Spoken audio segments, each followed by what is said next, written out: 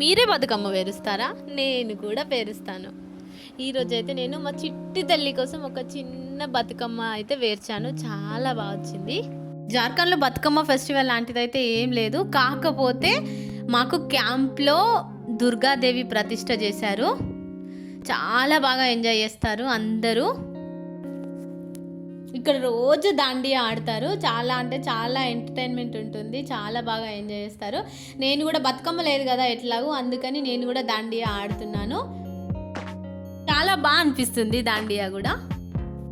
ఒకరో ఇద్దరు తెలంగాణ వాళ్ళు కూడా ఉంటే బాగుండేది, కాకపోతే ఇక్కడ తెలంగాణ వాళ్ళు అసలు ఎవ్వరూ లేరు. తెలుగు వాళ్ళే చాలా రేరు, ఒకరు ఇద్దరు ఉన్నారు. లాస్ట్ టైం ఉండే, కాకపోతే వాళ్ళకి అందరికీ పోస్టింగ్ వచ్చింది. అయినా తెలుగు వాళ్ళు అయితే ఏంటి, హిందీ వాళ్ళు అయితే ఏంటి, ఎంజాయ్ చేయడానికి చాలా బాగా ఎంజాయ్ చేశాను. నేను కూడా దాండియా చాలాసేపు ఆడుకున్నాను. లేట్ నైట్ వరకు ఆడుకొని ఇంటికైతే వచ్చేసాను. ఏంటి ఇక్కడ బతుకమ్మ వేరుస్తుందంటే బతుకమ్మ ఎవరైనా ఆడుతున్నారని అనుకుంటున్నారా? అసలు ఎవ్వరు ఆడరు, అసలు ఎవరికి తెలియని కూడా తెలీదు. కాకపోతే నేనే ఇంట్లో దగ్గరలో ఉన్న కొన్ని పూలతోని చిన్న బతుకమ్మలు 2 అయితే ప్రిపేర్ చేశాను. ఒక్కటి చేయొద్దు అని అంటారు కదా. అవును, మీలో ఎంతమందికి బతుకమ్మ స్టోరీ తెలుసో తప్పకుండా కామెంట్ చేయండి. చిన్నప్పటి నుంచి ధూమ్ధామ్ బతుకమ్మ ఆడడము, చదువు కంటే ఎక్కువ పాటలు పట్టి మరీ పాడేదాన్ని నేనైతే. ఎంతైనా ఆ రోజులే వేరు, ఆ రోజుల్లాగా ఇప్పుడు అస్సలు లేదు. మొత్తం డీజే పాటలు పెట్టడం, డ్యాన్స్ చేయడం, కోలాటాలు ఇదే అయిపోయింది.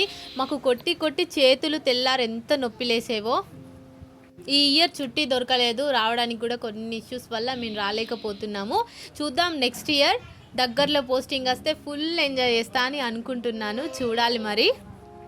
అవును, చిన్నప్పటి నుంచి బతుకమ్మ ఆడుతూనే ఉంటాం కదా, మరి మన తెలంగాణలోనే ఎందుకు బతుకమ్మ ఆడతారు ఎవరికైనా తెలుసా?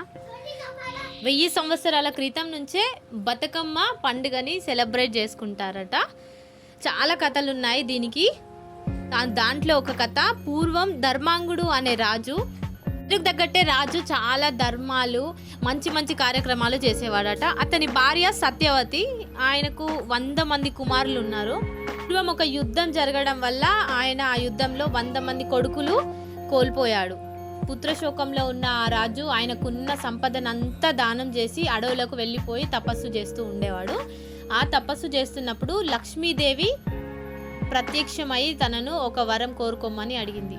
అప్పుడు లక్ష్మీదేవిని ఆ రాజు, నేను పుత్రులను కోల్పోయి పుత్రశోకంతో ఉన్నాను తల్లి, మీరే నా కడుపునందు పుట్టి నాకు ఈ పుత్రశోకాన్ని తప్పించండి అని చెప్పాడు. దాంతో ఆ లక్ష్మీదేవి తన కడుపులో పుట్టింది. ఎంతో తేజస్సుతో ఉన్న ఆ మహాలక్ష్మిని చూడడానికి చాలామంది ఋషులు, దగ్గరలో ఉన్న వాళ్ళందరూ వచ్చి బతుకమ్మ చల్లగా బతుకమ్మ అని ఆశీర్వదించేవారట. అలా బతుకమ్మ అనే పేరు వచ్చింది. కొంతకాలానికి ఆమె యుక్త వయసు వచ్చిన తర్వాత వేరే రాజ్యానికి సంబంధించిన రాజుని పెళ్లి చేసుకొని వాళ్ళ రాజ్యానికి వెళ్ళిపోయింది. అందుకని మహాలక్ష్మికి గుర్తుగా బతుకమ్మ అనేది ఒక్కొక్క పూలిని పేర్చి సెలబ్రేట్ చేస్తూ ఉంటారు. అప్పటి నుంచి ఇప్పటి వరకు కంటిన్యూగా చేస్తూనే ఉన్నారు. ఇది నాకు తెలిసిన కథ.